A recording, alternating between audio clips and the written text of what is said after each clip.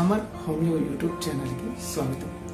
ఈరోజు నేను వర్షాకాలంలో బాగా ఇబ్బంది పెట్టే దగ్గు గురించి చెప్పబోతున్నాను. సాధారణంగా దగ్గు అంటే మనం ఒక వ్యాధి అనుకుంటాం. సాధారణంగా దగ్గు అంటే ఒక వ్యాధి అనుకుంటాము.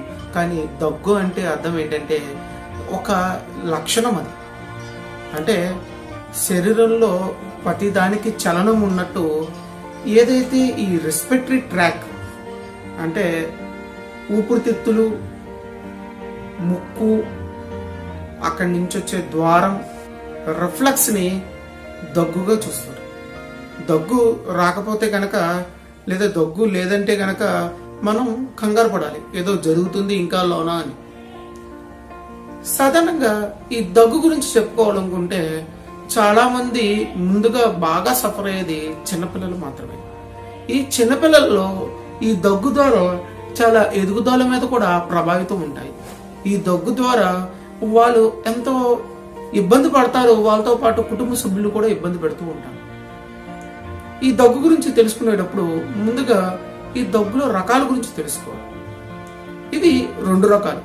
ఒకటి పొడి దగ్గు, ఒకటి తెమ్మడ లేదా కల్లి లేదా బలగం అనే దగ్గు. ఈ దగ్గుల గురించి తెలుసుకునేటప్పుడు పొడి దగ్గులో మామూలుగా జనరల్గా ఇవి దగ్గు ఎలా వస్తుందంటే ఈ దగ్గు రావడానికి ముందుగా కారణం ఏంటంటే ఈ చల్లగాలిలో తగిలే ఏదైతే ఈ వైరస్ బ్యాక్టీరియాల వల్ల మనకి ఇన్ఫెక్ట్ అవుతూ ఉంటాం. ముందుగా జలుబు వస్తుంది. జలుబు ద్వారా ఈ దగ్గు అనేది ప్రొడక్టివిటీ అనేది వస్తుంది.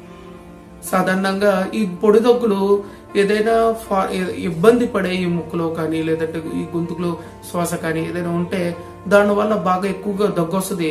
చాలా మంది ఈ దగ్గు పొడి దగ్గు వచ్చినప్పుడు కషాయాలు, జండు బాములు ఇవన్నీ తాగుతూ ఉంటారు. అందరూ బయటికి వెళ్ళి వాళ్ళకి నచ్చిన ఏదైతే తాగుతుంటారో ఆ కషాయాలు కానీ వీటి కానీ ఏం తీసుకున్నా కూడా తగ్గిపోద్ది. ఈ పొడి దగ్గుని సప్రెస్ చేసిన తర్వాత ఈ తెమ్మడ దగ్గు అనేది స్టార్ట్ అవుతూ ఉంటాయి.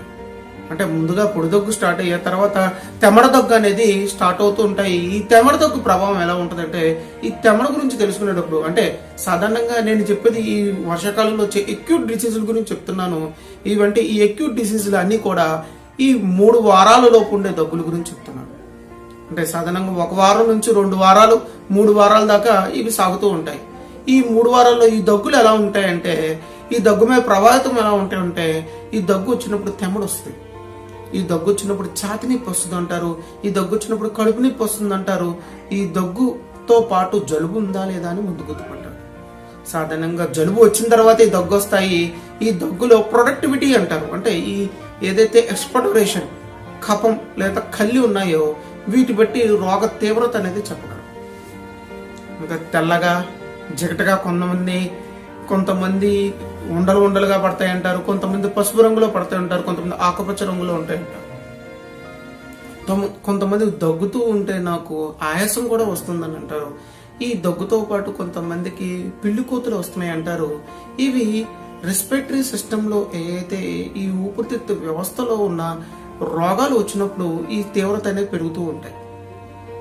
సాధారణంగా రాత్రులు పొడి దగ్గు వస్తున్నప్పుడు వీళ్ళకి వెంటిలేషన్ సరిగ్గా సరిపోతుందో లేదో, లేదంటే ఒక వేడివేడి గ్లాస్ వాటర్ తాగడం ఇలాంటివి తాగుతూ ఉంటే సరిపెట్టుకుంటూ ఉంటే ఈ మేనేజ్మెంట్ చేసుకుంటే కొన్ని పొడి దగ్గులు తగ్గుతాయి. కానీ ఈ తీవ్రమైన దగ్గులు అంటే 3 వారాల తర్వాత వచ్చే దగ్గులు తీవ్రమైన దగ్గులుగా చూడాలి. అంటే క్రానిక్ కాఫ్ వీటి వల్ల అత్యంత ప్రమాదకరాలు ఉంటాయి.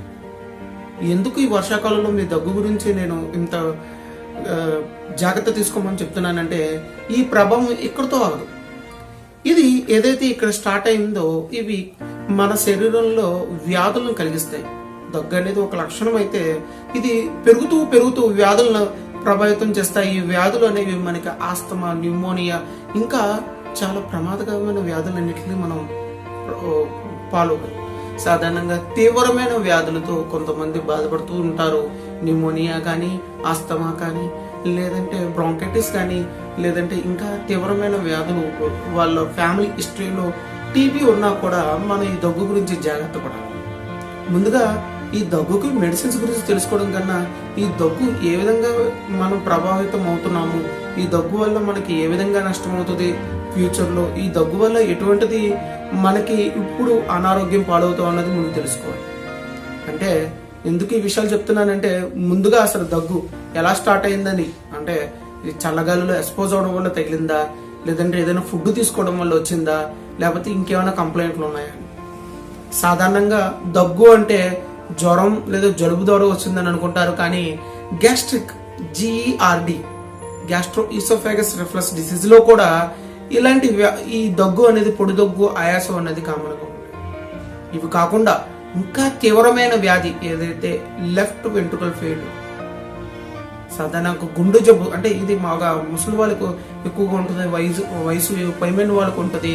వీళ్ళు ఎక్కువగా దగ్గుతున్నారు, ఇంకా కాలుకి నీరు పట్టింది అనుకుంటే కనుక మనం సాధారణంగా ఈ లెఫ్ట్ ఆర్టరీ ఫెయిల్యూర్ ఉన్న వాళ్ళు కూడా ఇలాంటి వ్యాధులు అనేవి ఎక్కువగా ఉంటాయి. కాబట్టి దగ్గు అనే ఒక లక్షణాన్ని చిన్నగా తీసుకోవడం అనేది చాలా తప్పు. దీని ప్రభావితం ఎంత ఎక్కువగా ఉందని చూసి ఈ దగ్గు గురించి ముందుగా తెలుసుకోవాల్సింది ఏంటంటే, సాధారణంగా జ్వరంలో ఈ దగ్గు వచ్చిందా, లేదంటే జలుబు ద్వారా ఈ దగ్గు వచ్చిందా, లేదంటే బయట వాతావరణానికి ఎక్స్పోజ్ అవ్వడం వల్ల, కొంతమంది చల్లగాలికి, కొంతమందికి నీరు తాగడం వల్ల, కొంతమందికి కూలింగ్ వాటర్ తాగడం వల్ల వచ్చిందా అని తెలుసుకుని దాని తగ్గట్టుగా ముందు మందులు వాడడం నేర్చుకోవాలి. ఎందుకంటే దీనికన్నా ముందు ఏంటంటే మనం ఒక పర్సనల్ డాక్టర్ అనేది ఫిక్స్ అవ్వాలి. ఎందుకంటే వ్యక్తి యొక్క వ్యక్తిత్వం ఆ పర్సనల్ డాక్టర్కే తెలుస్తుంది. ఆ అటాచ్మెంట్ తోనే ఆ డాక్టర్కి ముందుగానే మనం ఈ దగ్గు ప్రభావితం అవ్వకుండా ముందు చిన్న దగ్గు వచ్చినప్పుడు ఇనీషియల్లోనే చూపించుకోవడం వల్ల మనం ఎన్నో రోగాల నుంచి కాపాడుగా. చిన్నపిల్లల్లో ఈ దగ్గు తెమడ వచ్చినప్పుడు ఏం చేస్తూ ఉంటారంటే, ఈ తెమడ వాళ్ళు మింగేస్తారు. అంటే వాళ్ళు కక్కలేక, దాన్ని ఉయ్యలేక, తెలియదు రాక వాళ్ళు మింగేస్తారు. కొంతమంది ఓస్తారు. ఇది దానివల్ల పెద్ద నష్టమేమి ఉండదు. దీన్ని కూడా చాలా మంది పేరెంట్స్ ప్రమాదకరమేమో అనుకుంటారు. కొంతమంది ఇది కక్కలేక చాలా ఇబ్బంది పడుతూ ఉంటారు. ఇది కాకుండానే ఈ చిన్నపిల్లల్లో ఈ రాత్రులు దగ్గు రావడం, లేదంటే ఈ దగ్గు వల్ల వాంతులు అయ్యి ఫీడింగ్ ఉన్న ఏదైతే పాలు అన్నీ కక్కేసుకుంటారో ఇది చాలా ప్రమాదం. ఇది కాకుండానే దగ్గు గురించి ముందుగా మనం బాగా ఎక్కువగా భయపడాల్సింది ఏంటంటే, ఫ్యామిలీ హిస్టరీలో ఏదైతే టీబీ ఉన్నారో వాళ్ళు ఈ దగ్గు గురించి ముందుగా మందులు వాడాలి. సాధారణంగా అల్లోపతి మందులో, అంటే ఏదైతే ఇంగ్లీష్ వైద్యం అంటారో, ఈ వైద్యంలో దగ్గు అరుకులు రాసినప్పుడు లేదా ఈంచినప్పుడు కొద్దిగా మొత్తం వస్తాయి ఈ సర్వసాధారణం. ఇవి అవన్నీ క్యూర్ చేయడానికి అయితే ఎక్కడ ఉండవు. ఈ దగ్గు సంబంధించిన అల్లోపతి మెడిసిన్లో ఇవి కేవలం సప్రెస్ మాత్రమే చేస్తాయి. ఇంకా మిగతా వైద్య విధానాల్లో ఇంకొద్దిగా వాటిని సప్రెస్ చేస్తాయి తప్ప పూర్తిగా తీసివేయడం అనేది ఉండదు. కానీ హోమియోపతి వైద్యంలో ఈ దగ్గుకి మంచి పరిష్కార మార్గాలు ఉన్నాయి. ముందు దగ్గు తీవ్రతని తగ్గిస్తారు. తర్వాత దగ్గు ఏ విధంగా ఏ కారణాలు వస్తుందో డాక్టర్ మీకు చెప్పి దాని ద్వారా ఎడ్యుకేట్ చేసి మిమ్మల్ని ఆ ప్రభావితం కాకుండా మిమ్మల్ని చూస్తారు.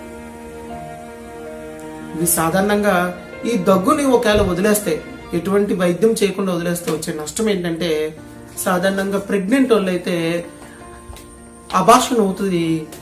ఇంకా మిగతా వాళ్ళకి హెర్నియాలు అనేవి డెవలప్ అవుతూ ఉంటాయి, పైల్స్ డెవలప్ అవుతూ ఉంటాయి, ప్రొట్రూడర్స్ యానస్ లేదా యూట్రస్ అనేవి కూడా డెవలప్ అవుతూ ఉంటాయి. అంటే జారిపోవడం, పేగు జారిపోవడం అని కూడా డెవలప్ అవుతుంది. ఎక్కువగా తీపి పదార్థాలు తీసుకోవడం, మసాలా పదార్థాలు తీసుకోవడం మానేయాలి. తర్వాత గాలి వీచే ప్లేస్లో ఉండాలి. చాలా మంది డ్యాంప్ సెల్లర్ వెదర్, అంటే గాలి తగలలేని ప్లేసుల్లో ఉంటారు, వాళ్ళకి ఎక్కువగా ప్రభావితం అవుతూ ఉంటారు. ఆ గాలి ఎక్కువగా తగిలే ప్లేసుల్లో ఎక్కువగా ఉండాలి. తరచుగా వాటర్ తీసుకుంటే దగ్గు ప్రభావితం తగ్గుతుంది. దగ్గు ఉన్నప్పుడు చన్నీళ్ళతో స్నానం చేయడం కూడా ఎక్కువగా ఇబ్బంది కలిగిస్తుంది.